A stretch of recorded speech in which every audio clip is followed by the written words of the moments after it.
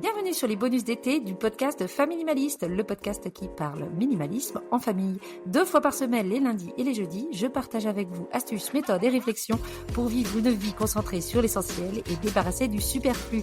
Des petits épisodes de 5 minutes qui répondent à des questions précises. Et si cela vous donne envie d'aller plus loin dans le tri ou le minimalisme, rendez-vous en description. Vous y retrouverez mes ressources gratuites et également toutes les informations pour mon programme de tri 8 semaines pour tout trier. Prochain programme commencera début octobre, les places sont limitées, rendez-vous en description. Allez, c'est parti pour l'épisode du jour. Et si nos vacances disaient quelque chose de notre rapport au confort et aux objets? Voilà le thème de l'épisode bonus du jour. Une petite réflexion sur ce qu'on emporte et ce qu'on cherche à retrouver pendant ces vacances d'été si vous avez la chance d'en avoir.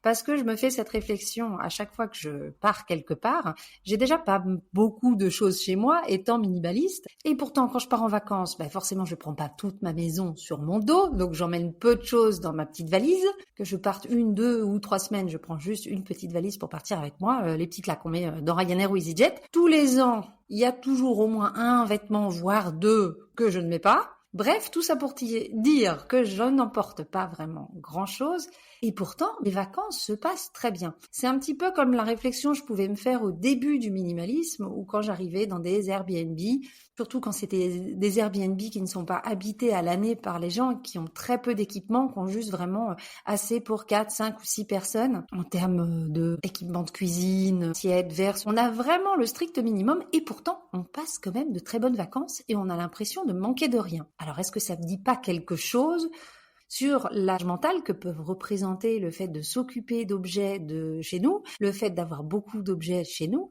Est-ce que ça ne dit pas quelque chose aussi sur notre capacité à s'adapter et sur le fait que l'essentiel peut-être pour nous, c'est de passer du temps de qualité avec les gens qu'on aime et pas forcément de passer notre temps à s'occuper de notre maison. Attention, je ne suis pas folle. Je sais bien que si on passe aussi des bons moments en vacances et en famille, c'est pas parce qu'on n'a pas grand chose autour de nous, c'est parce que justement, on est en vacances, donc on n'a pas les demandes du quotidien, on n'a pas les allers-retours à l'école, on n'a plus les problèmes de travail, ce genre de choses. Donc oui, forcément, on est quand même un petit peu mieux, mais il y a quand même une réflexion à faire sur pourquoi quand on en a moins, quand on est en vacances, on vit pas moins bien. Et toutes ces choses qui nous apportent du confort dans notre quotidien, quand on ne les a plus, pourquoi on n'est pas forcément inconfortable à ce moment-là? Alors peut-être parce que on a besoin de beaucoup de confort dans l'année, parce qu'on est assez inconfortable quand on est justement dans la roue du quotidien. On a besoin quand on rentre chez nous d'être dans un petit cocon, parce que la vie est pas toujours facile, hein. Et forcément, quand on a passé notre journée à faire du sport ou aller à la plage, on n'a pas ce besoin d'être réconforté par des objets ou pour du confort à la maison. Mais si c'est le cas, ça dit quand même quelque chose de ce qu'on trouve confortable. Est-ce qu'on ferait pas mieux d'échanger ce confort matériel qu'on a toute l'année pour un confort, on va dire, plus immatériel, c'est-à-dire avoir plus de temps pour le consacrer à des choses qui nous plaisent, avoir plus de temps à le consacrer à nos enfants, à nos amis ou à nos relations. Et si ce temps-là, on pouvait le retrouver déjà de 2 manières. Un, dans le minimalisme matériel, parce que comme je dis à longueur d'épisode depuis bientôt 3 ans, moins on en a à s'occuper, donc forcément plus on gagne du temps au quotidien, mais aussi dans du minimalisme immatériel, c'est-à-dire se concentrer sur ce qui nous paraît essentiel, ce qui nous apporte du bonheur, un sentiment de sécurité physique, financier, psychologique, ce que vous voulez, se concentrer là-dessus et enlever tout ce qui nous paraît superflu.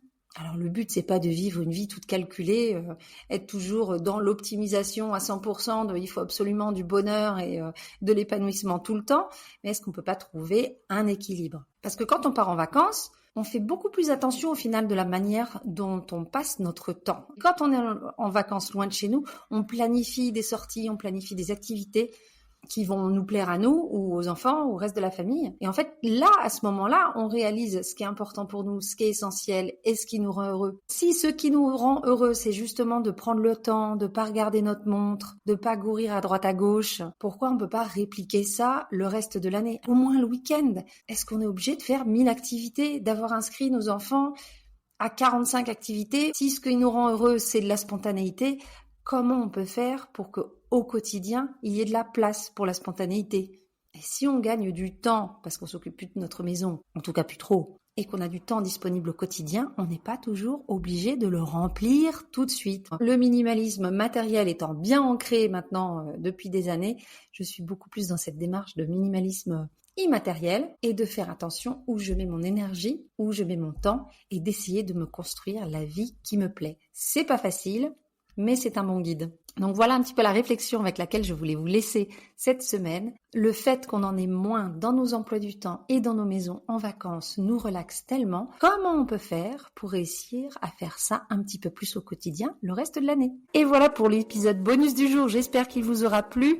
Je vous dis à très bientôt pour un nouveau bonus. Si vous avez des questions, envie de partager votre expérience avec moi, vous pouvez le faire par email ou sur Instagram. Tous les détails sont en description. Et si vous aimez toujours ce podcast, merci de mettre des cœurs, des étoiles et des commentaires sur les plateformes d'écoute. C'est le meilleur moyen de booster sa visibilité. Je vous souhaite un très bel été et je vous dis à très bientôt. En attendant, n'oubliez pas, vivre avec moins, c'est vivre avec mieux.